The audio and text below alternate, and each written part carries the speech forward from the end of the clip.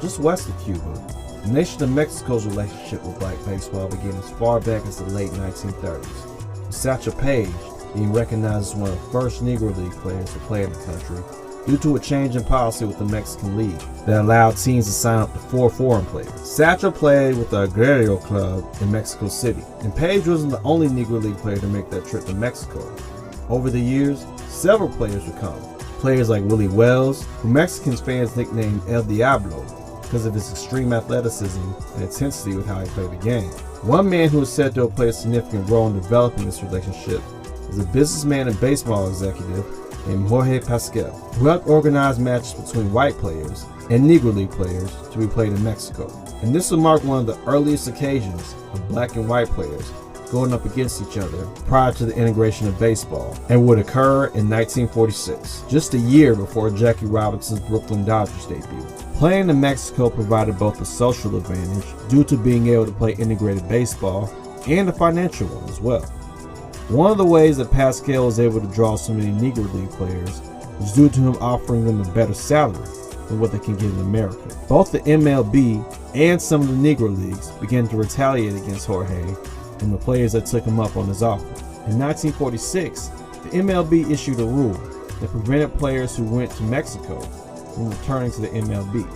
On the Negro League side, Gus Greenlee, owner of the Pittsburgh Crawfords, tried to ban Satchel Paige from the Negro Leagues. Greenlee and Paige already had a strained relationship due to contractual disputes. African American players would continue to play in Mexico for the winter seasons, with teams like the Azules de Veracruz, which had players like Josh Gibson, Ray Dandridge, and Cool Papa Bell. The team was based in the Mexican state of Veracruz, where a significant number of African slaves were transported to as part of the transatlantic slave trade. This team was also managed by a player named Martin Dihigo, a man who achieved the impressive feat being in the Hall of Fame in 5 different countries, including Mexico.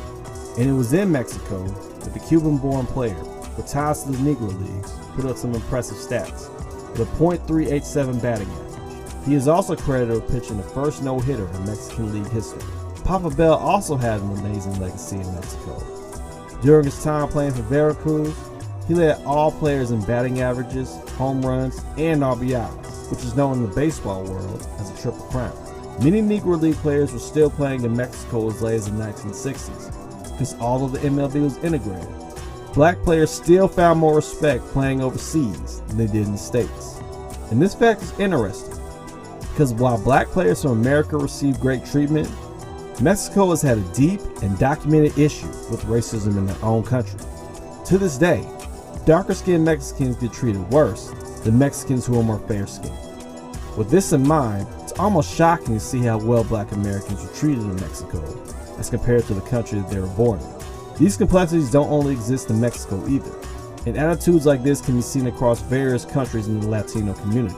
It should, however, be noted that, at least in the beginning of the 20th century, Mexico was seen as a safe haven from racial discrimination, and it remained as such until at least 1925, when the Mexican government began limiting immigration, sometimes based on race, a practice that they would continue until 1939, the same year that Satchel Paige began playing in Mexico.